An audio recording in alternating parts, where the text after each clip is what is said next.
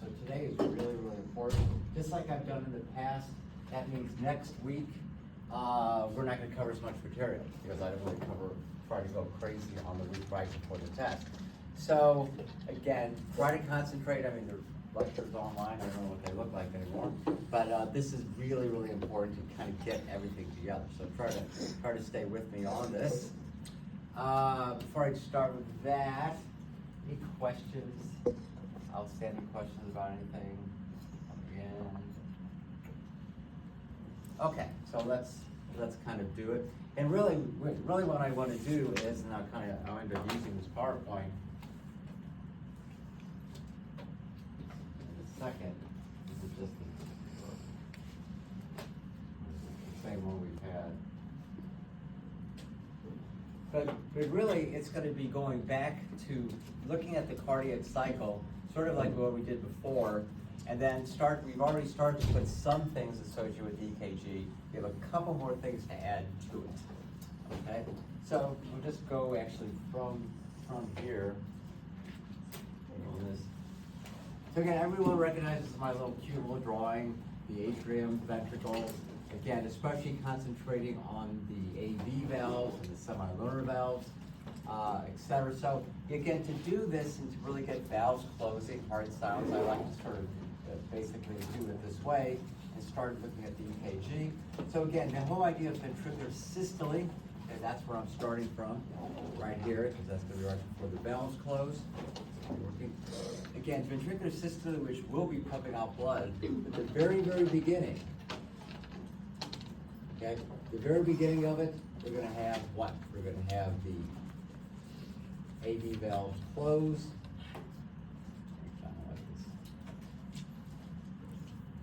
They gave me.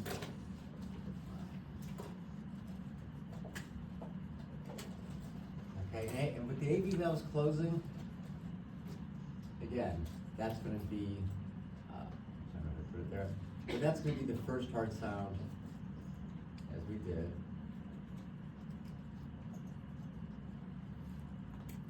Love, and we'll go over there in a second to see actually where that fits on the chart. And then of course we are going to then eject the blood.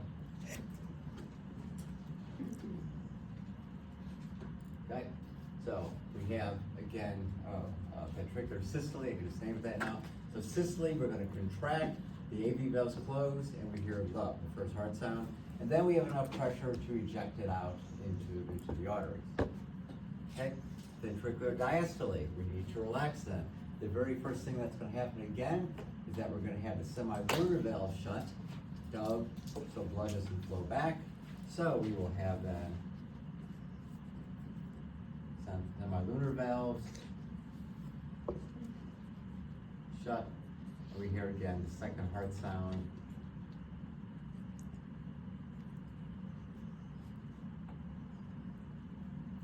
Dove, that's how it'll be written on the test at least.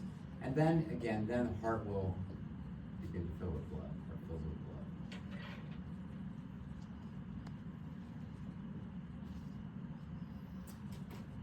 So we had that.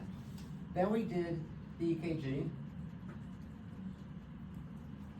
So let's look at the EKG. And we did some of this last time. We got all this, but we'll get the EKG.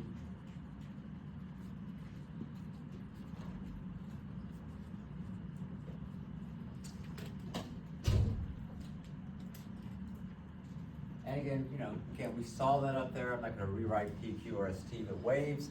What I'm concentrating now on is the fact of those two kind of main divisions that I've made for this, in which we're taking, just looking at the ventricles. I mean, the atrium go through again, diastole and systole, but it just confuses things up here. So I'm taking a heartbeat R to R and breaking it up into systole and diastole, ejection and then diastole filling. And again, since QRS is the electroactivity sort of that's spreading through the heart, it's going to be followed by ventricular contraction system.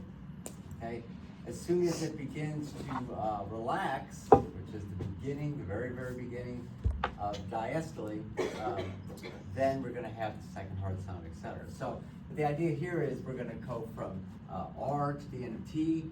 That's going to represent ventricular systole. The end of T, after we reset here, from this all the way through here, we're going to be filling with blood until we get to the end. Okay? So with that, what we can do is start to add these again to this, which again, I think I began to do, but we're going to add to it. So if we're looking at when the AV valves close, okay, which is the first heart sound love, where again is it on this chart, EKG? Where do you think would it be? Where is the very, very beginning of ventricular systole? The R. So right at R, you can see I've already started to kind of do that. Basically, right at R would be, again, the very beginning of systole before we've ejected the blood is going to be, you can kind of put then, just kind of put this, I'm going to put it here just for space, but really right at R.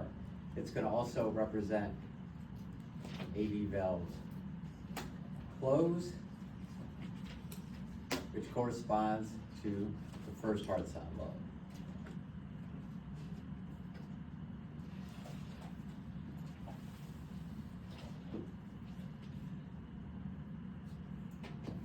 We're going to end putting two things a little bit later. Okay, so we have that. Then we have, again, ejection of the blood. And so again, we can look now at this to try to put this guy on. So semilunar valves are closing, second heart sound. Where does that correspond on this EKG? Say again? Second arc? Say it again. Second arc? No, that's a whole other heartbeat. T. Okay. T. The end of T. The very, very beginning of ventricular diastole, okay? Basically right before now we're gonna open up and fill, that's gonna be representing at the end of T. Okay, the end of T, by the way we're doing it here, it's gonna represent semilunar valves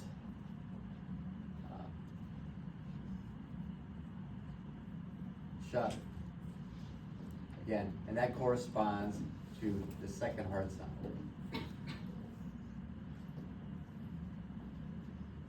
So it's unless I make this a lot bigger, it's hard to which I didn't want to. You know, you got to realize both of these are under the end of T. Both of these are representing R. Okay, they're not the whole thing, right? These are just the beginnings of it, but yeah, I would have to make this huge. And we might have done that before, so we sort of have that. So I'm going to add a couple more terms to this, and then we'll be kind of done with a lot of the EKG. And they are on the PowerPoint, which I didn't go to last time. So let's, again, you're all going to have to know these. We kind of did those. Okay, so you know, it's going through sort of, if you want to, you're not going to be tested on these specific parts of where the Q and all that corresponds to. So that is not too important. It was just that. And again, I did all this. This was all written in. So what I'm going to do is, and you'll see why, you know, this kind of, again, takes us through the cardiac cycle. And you're not going to memorize all of this over here, but you're going to see I'm going to put a couple other terms on this to correspond. So what they're starting in is late diastole. So you can see, again, the heart is filling up with blood. You know, when we're going diastole, it's just to remind you, it's not like these valves are closed and you just fill this up. Idea, these valves are open the whole way because we have to fill from the bottom up because most of the volume of the heart is in the ventricles, right? So that's fine. Okay, so the idea of, and again, atrial systole, that's the atrium. So here's sort of where I want to get to. So again, this is corresponding, I'm just going to add a different name to it as well. So this is corresponding now to the very, very beginning of ventricular contraction, or systole. And there's a term here, isovolumic ventricular contraction, because it's also illustrating by this that at this point it's contracting, but the volume has not changed because we have not pumped out the blood. Okay? And this is corresponding to right as those valves shut. So you come over here, you have a third term associated with R, which is, again, maybe I'll start writing it here, that isovolumic just means we have not changed the volume, and ventricular contraction.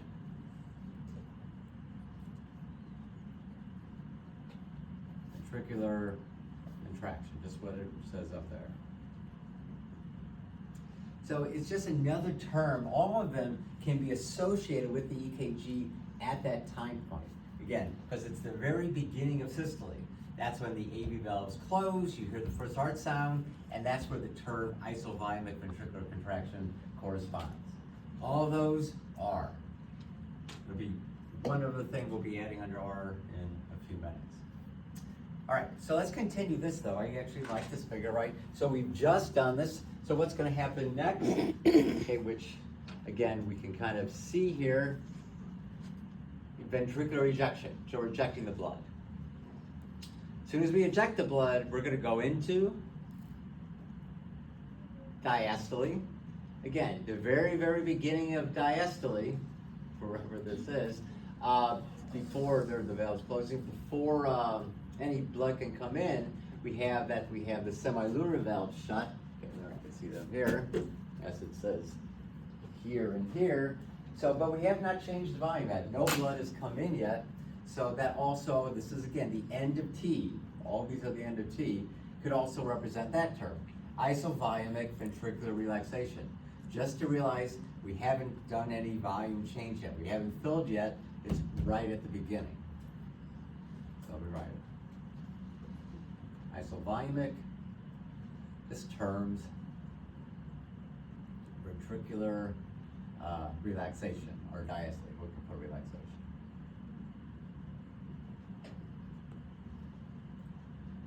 So far, there's only one more we're going to put here. So far, we have three sort of events or terminology we want to sort of add to this EKG to see where it's happening along sort of this, the heartbeat.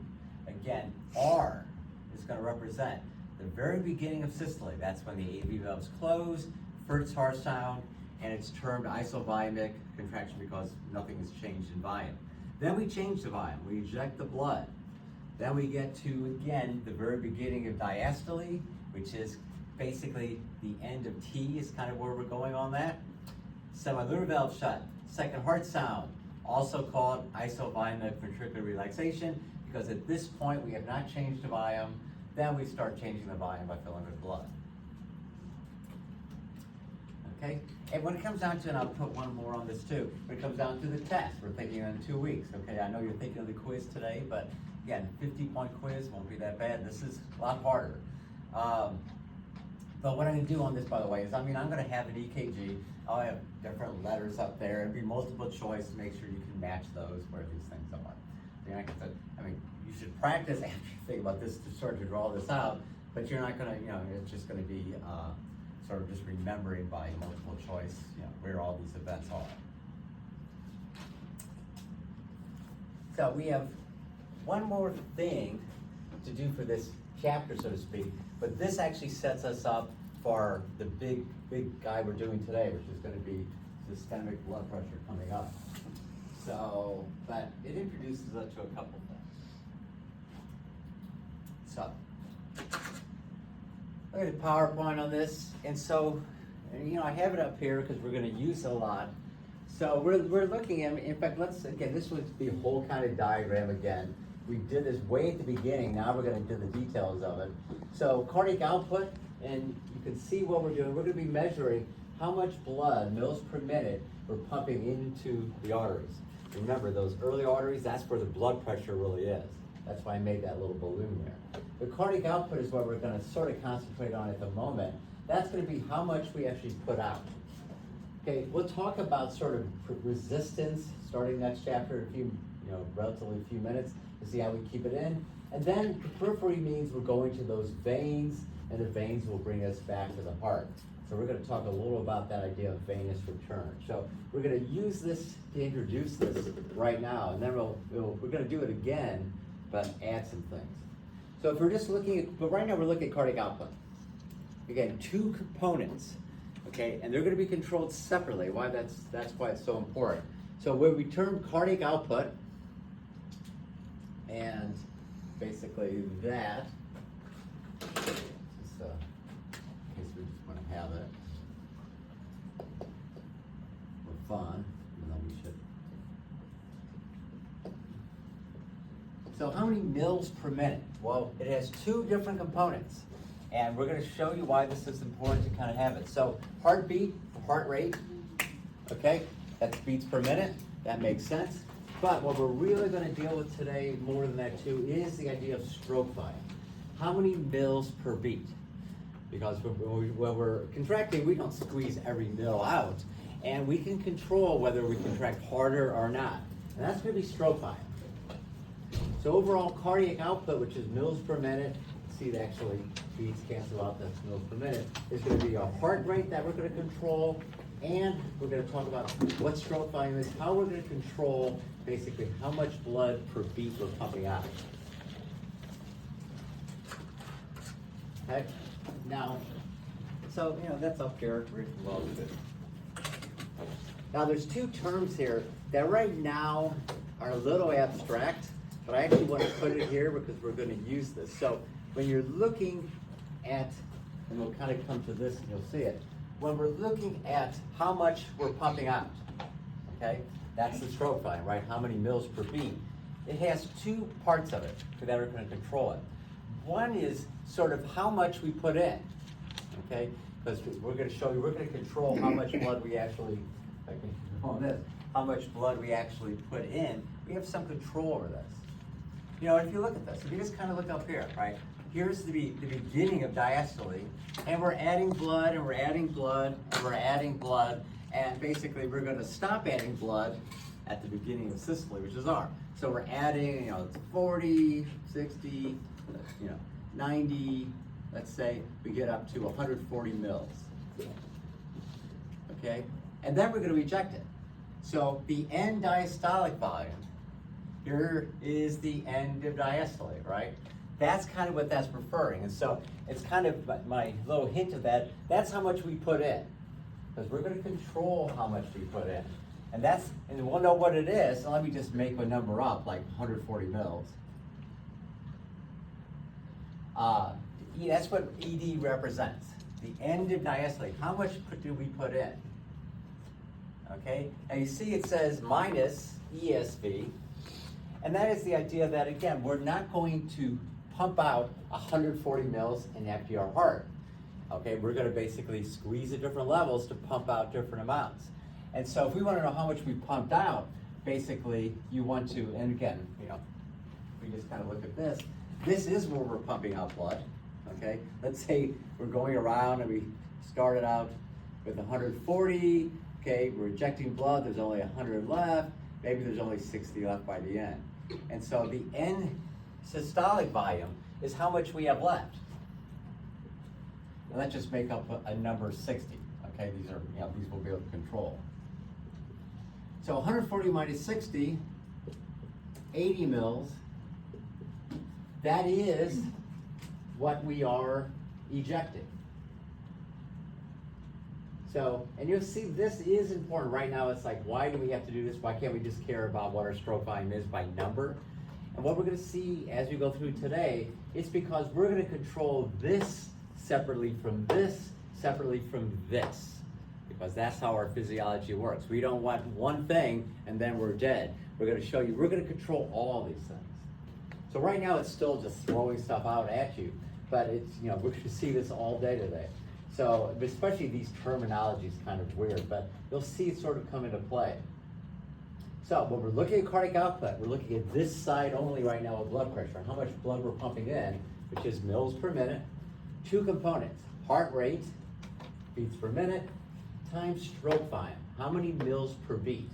And just to kind of, again, see this a little bit, that we can actually see that ejection, how many per beat, by how much we put in, which is, we'll find out at the end of diastole, so that volume, minus what is left after systole, right? What is actually left after we contract, and I just made up a number 60, then that's 80 mils, that's what stroke volume is, okay, as far as the measurement here.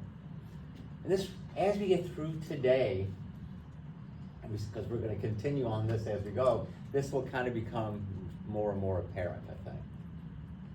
Any questions just about this kind of formula here, or at least the orientation of it? So, let's say we want to increase cardiac output. Okay? We're going to diagram this into two ways. One is going to increased heart rate. Okay, so this is if we're trying to raise cardiac output. And of course, the other one we could even put increased stroke volume. All right, so increased heart rate. So how do we increase heart rate? Who's going to be involved in that? Let's see if I have it here or not.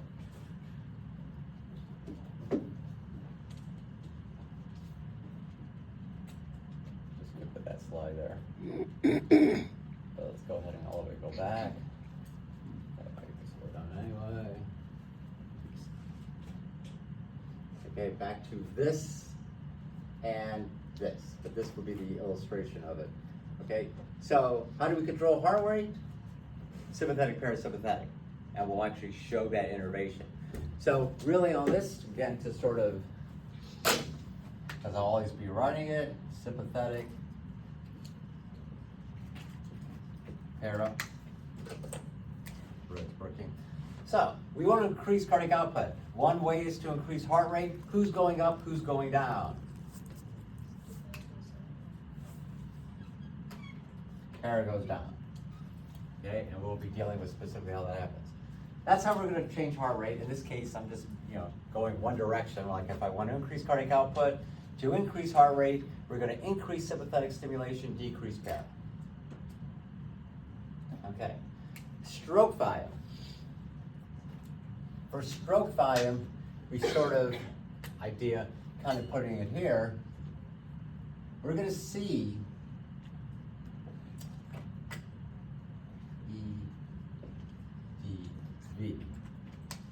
if we're going to show you here and go into it, if we put more in, there's going to be, and I'll put a roll up here, you're going to pump more out. Basically, it's going to be, in fact, I'll show you how we're going to do it, but let me go back now then to where we are.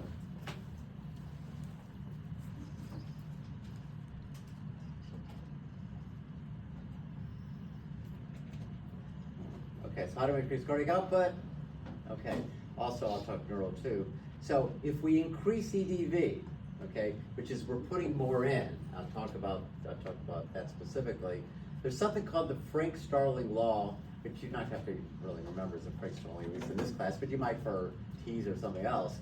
And you don't have to worry about the graph, but what it's saying is that, it's pretty much saying, you can see sort of the words, the heart, if you put more in, it's going to pump more out. And so what you want to think of the heart as, so it will make sense, is you want to think of the heart, it's a muscle, right?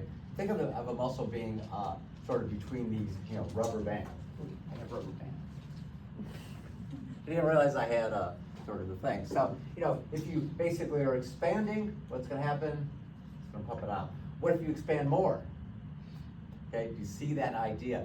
Basically, the more you put in, it ends up just because, the way cardiac muscle works, we'll show later it's calcium, but the more you put in, the more will pump out. So if we want to increase cardiac output, one way to do it over here is to increase stroke volume. Well, one by putting more in, okay? If we put in, I'll actually put it up here. But if you put in, if you were just making it here, if you put in 160 mils, okay, keep that the same. Now you're going to pump out 160 minus 60. I kept that the same, equals 100 mils. You've increased stroke volume. So one way to do, to basically, again, to go back to this, to increase stroke volume, is to put more in. So how do we put more in? This is an important concept, and it's called venous return. And I'll kind of show you basically on this.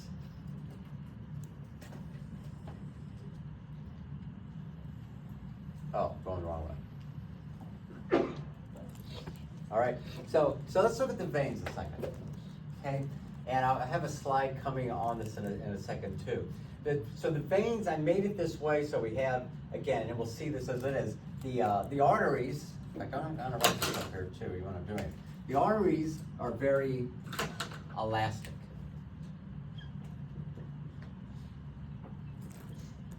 So we're going to see as we go through today too, again, the more that's coming in, remember your blood's going to come out of the heart and kind of expand, but it's going to contract, right? That's what pushes the blood in. They're elastic like those rubber bands. But what we're gonna see on the veins, and we'll show kind of a slide here, they are gonna be what's called compliant. Which means these are gonna be like little plastic baggies. So if you're pumping, if you're putting liquid or you're pumping in a plastic baggie, it fills up, right? It doesn't like basically come back automatically, it's the opposite. And the whole point of this overall is, and we'll see just from this, that when it comes down to where all our blood is, our veins are sort of a reservoir, okay? Because, you know, if we're just sort of resting there, kind of, you know, half asleep and stuff, we don't need all that blood up there as much as we do if we're flying around like I am or if we're running outside, right? So it's a reservoir. So the idea is if we need to basically either increase blood pressure or increase blood flowing, we have to basically get that blood back. And so here's sort of this picture to remind us of what that really means. Idea is, here is our mean arterial pressure, blood pressure, like aorta. Remember, it's going way, way, way down. And so that's the idea. There's not a lot of pushback. There's very little pressure. So we have to figure out a way to increase venous return when we need it, okay? Low pressure here, how are we gonna do it? So 3 kind of ways to increase venous return. And I'll come back to that in a second. So, and I have the words here, but really it's here. Yeah, our picture here. So the idea is, it's actually good on that. Just like we talked about in the heart, we like one-way flow. Well, this is under low pressure, so just think of these veins in your leg. So these are the veins, really low pressure, okay? So how are we gonna get it back? Well, the idea is, and this is gonna be called the skeletal pump, that as we're moving, our muscles are basically squeezing these veins and then releasing, squeezing, and it's like, well, blood could go both ways then. That's the idea, that we have these valves in our veins, so that when we squeeze, basically it should go only one way. So you start getting varicose veins and they start clearing out, right? That's what they are. But that's the idea of, if we want to increase venous return, you know, we're gonna increase sort of that, move our muscles, right? So increase this skeletal muscle pump, which is just moving your muscles.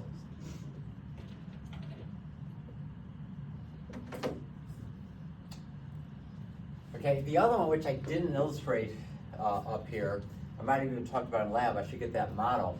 But when you're breathing, the idea is you're changing the pressure within your thoracic cavity. Okay, that's a way to increase pressure to push the air out, decrease pressure for it to come in. Well, guess what?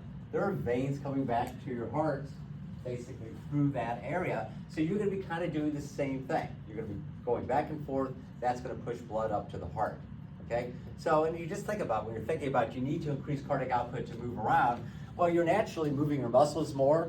You're naturally breathing at a higher rate. And so that's kind of this idea, increase I just put a respiratory pump, but it means, you know, you're increasing your breathing. A respiratory.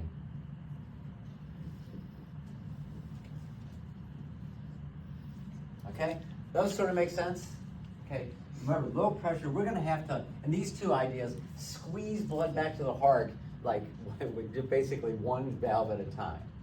But it's pretty effective, okay? Again, the idea of that is, when we don't need all that cardiac output, you know, we're not breathing as heavy, we're not moving, the blood is staying there waiting for, you know, a rainy day when you have to like run out and go to the bathroom or whatever. The third one, and this will take, you know, a few more time today to really show, is that we're gonna see it's gonna be, if we increase sympathetic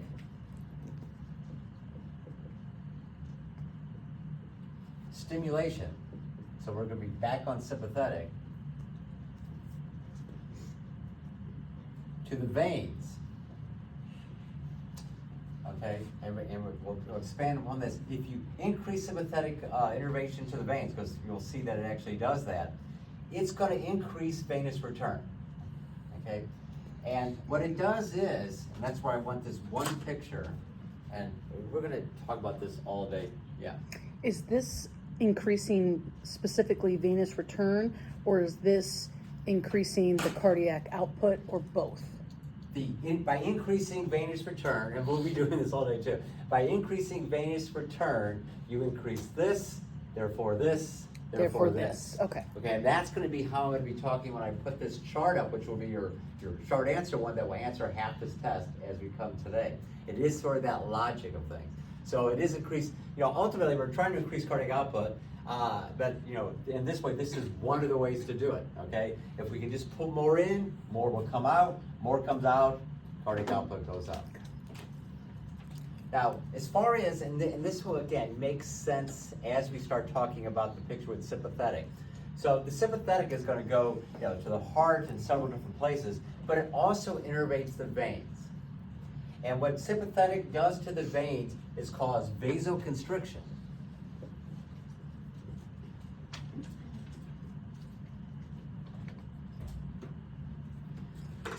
So when you, and I'm going to show that diagram to help what this is. So this is going to cause constriction.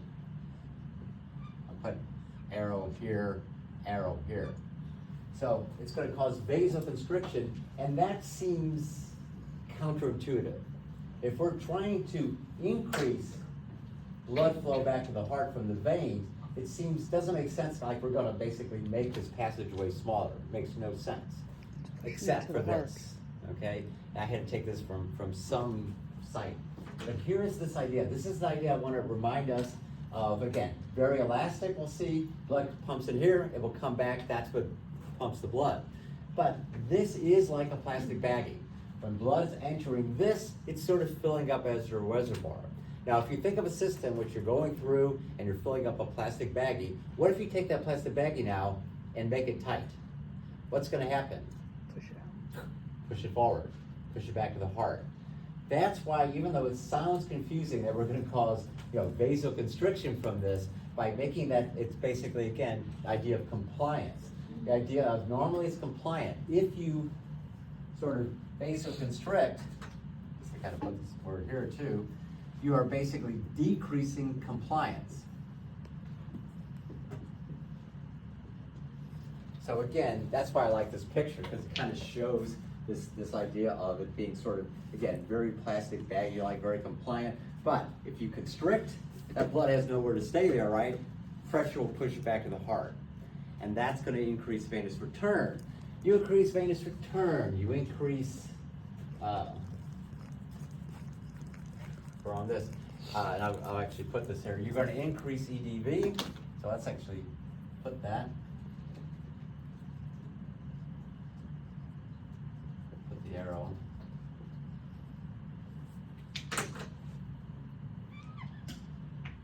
So even on this side of things, now if we increase venous return by doing these three things, we put more in, more goes out, that's stroke volume, therefore cardiac output goes up.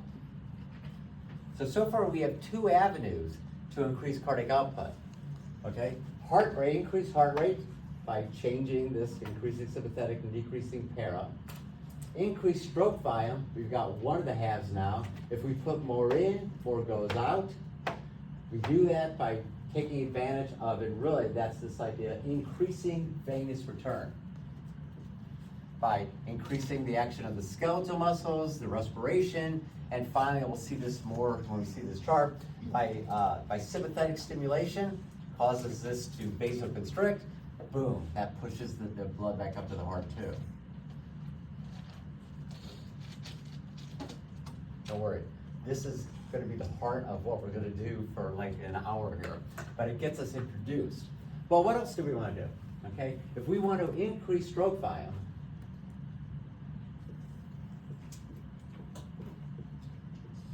okay, remember, EDV is what we put in, ESV, the end systolic, is how much is left.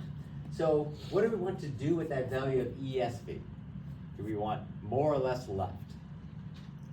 If we want to increase cardiac output. Less left. Less left. So just think about this again. We're talking about idea of, here's we're filling, and now we're going to basically, squeeze, right? This ventricular contraction, inject some blood, okay? If we want less left, what do? Increase or decrease force of contraction? Increase. Increase force of contraction, okay? And it's going to be, and we'll see, I should put the arrows, it's going to basically increase sympathetic again.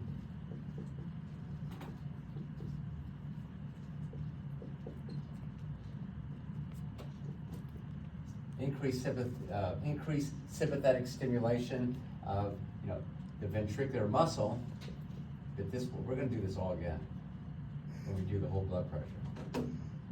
But basically, increase force of contraction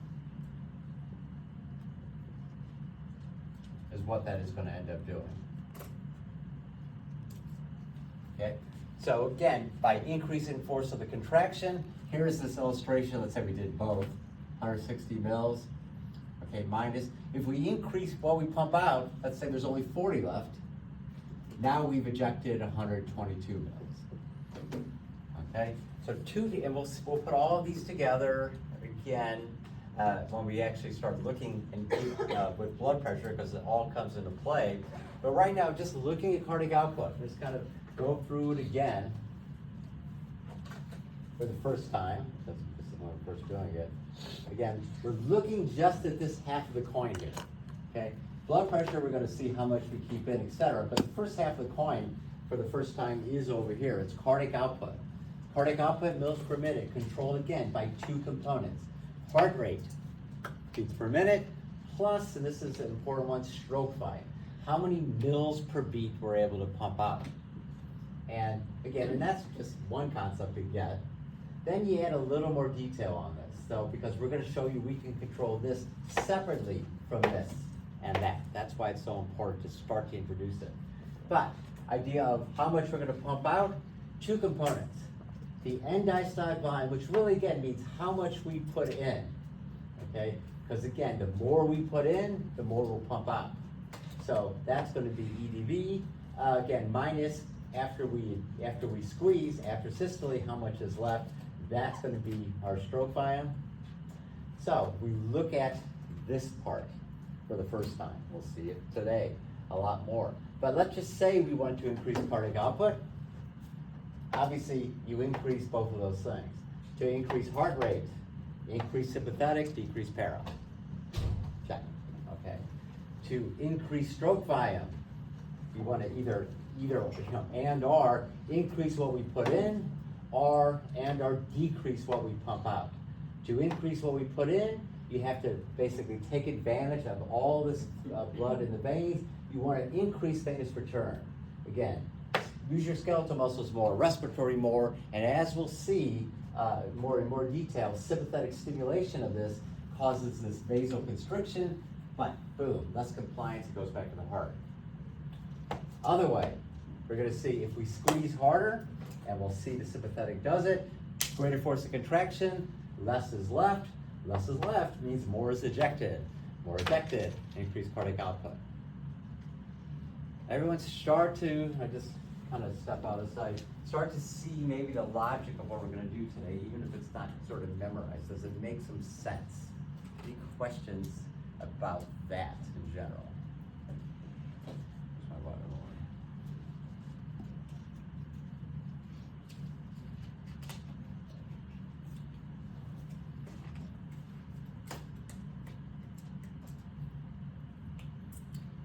Oh yeah, one last thing for this chapter, or whatever you want to call it. You know, EDV and ESV, where are those puppies? We can put them here. Okay, basically as far as what point of this would or what points would establish. So, how about ESV? Where would ESV be on this, represented on this EKG plus diagram? At the end of the TV. The end of T. Isn't that the end of systole? So the last thing under here, this is all at the end of T, would represent your end systolic volume. Okay, because again, this is at the end of systole. Okay, how about EDV? EDV is end diastolic volume. Where is the end of diastole? R. But we can put it over here, right? Because it's basically a heartbeat. So, end diastolic volume. Again, You kind of go, remember, this is diastole. Okay, but we're continuing. At the very end of diastole, beginning of systole, that would represent your EDV. Okay, so all of these four things, terms / events, they're going to be associated with those 2 points of this EKG, R and the end of T. There's something, you know, you might see something that's in the book, or some people do, called the Wigger's diagram. And it's got like 1,000 things that are associated with this, and it's got pressures and all this. It's really complicated. So what I've sort of taken out is what I think is the most important ones from that, okay, of you know, relating events to the EKG. But if you see one has the EKG, it has like 7 or 8 different panels there, and it shows you, you know, volumic changes and all this stuff too. And you know, that might be important later on. But right now, this is going to be the key. Again, how that question will literally be, I'll be having an EKG pictured up there with ABCDs or whatever, and you know, which corresponds to this, and it'll be like, you know, answer C or something like that. So that's how this is going to be.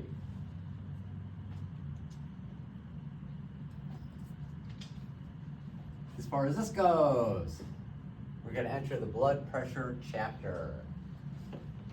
But came in late, just got this a little bit, so take a few minutes.